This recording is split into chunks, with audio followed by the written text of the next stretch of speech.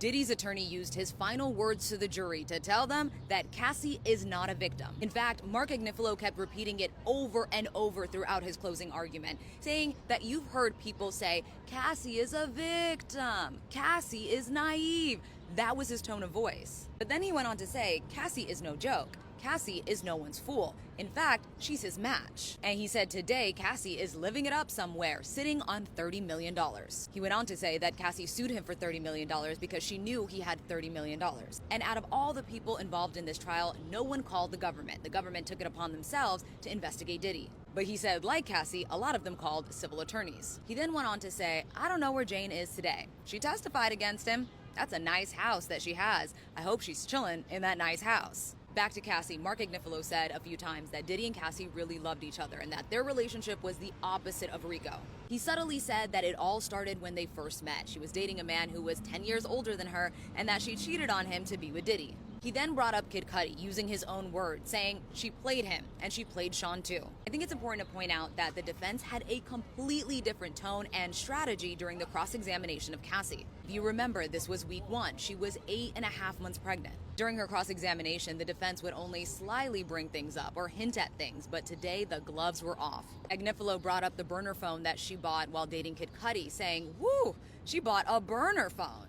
And said that Cassie wasn't scared of Diddy, she was keeping it gangsta. And that drew a few laughs in the courtroom. He said to keep things secret, she once booked 2 hotel rooms, one for the freak off and the other for the burner phone. Y'all, I'm not even exaggerating, I'm just trying to imitate his tone. Agnifilo also brought up her looks quite a bit, at one point saying, God bless her, that's a beautiful, sexy woman. Adding that when Cassie and Diddy split, she started dating Michael B. Jordan, saying, that's like the most handsome man ever.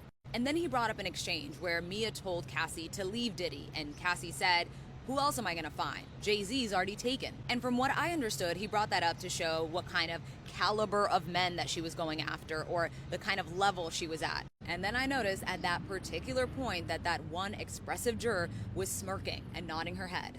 Agnifilo also described Cassie as a woman who loved sex, and then said, good for her. Now, I think Agnifilo took a risk with this strategy because at times, while he had the jurors cracking up, other times, some things came off cringe. Like when he was talking about Capricorn Clark and said, I don't know about you, but something seemed a little off about that woman. Now, I can't speak for the jury, but I did see a few side eyes, and the woman next to me was like, I can't believe he said that.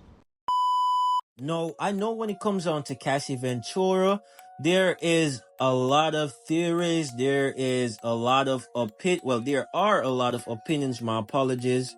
And overall, a lot of things are just very subjective. Now, one thing I will say I believe is a fact is that Cassie is definitely a victim of domestic violence. But when it comes down to the freak-offs and a lot of those things, this is where things get highly and really subjective. Now, we have people saying that she was with the lifestyle. We have people saying that she started to like the lifestyle. We have people claiming that it was because of Diddy's actions why she eventually had to do it for a while. Now, she did collect her money off Diddy, and a lot of people are saying that with that, things should have stayed quiet. But that is why I tell you guys that there's a bigger agenda against Diddy. But I'm not going to go into that, man. Listen, the case is coming close to an end, but we're really talking about Cassie Ventura and Diddy.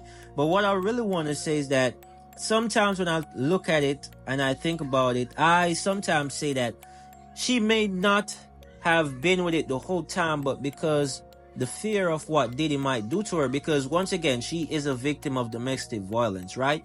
And when you're in those sort of situation and you're with someone with that much power, because I don't want you guys to get it twisted. Diddy is not a normal person. He's a very powerful dude, right? So don't be fooled. So sometimes when I hear people say she should have just left and run away and all of that, like, he could have easily found her. Like, I want you guys to understand. And I remember even when Wendy Williams even went into details of how powerful Diddy is, right? But I'm not even going to go into that. I want you guys to let me know your thoughts and perspective, and let me know what you think. Let me know what you feel about this one. Remember to drop a like and subscribe. Show some love. Drop a like and subscribe. Show some love. I want to say thank you for your time and thank you for watching. It is your boy Premium Celeb, and as usual, I'm out.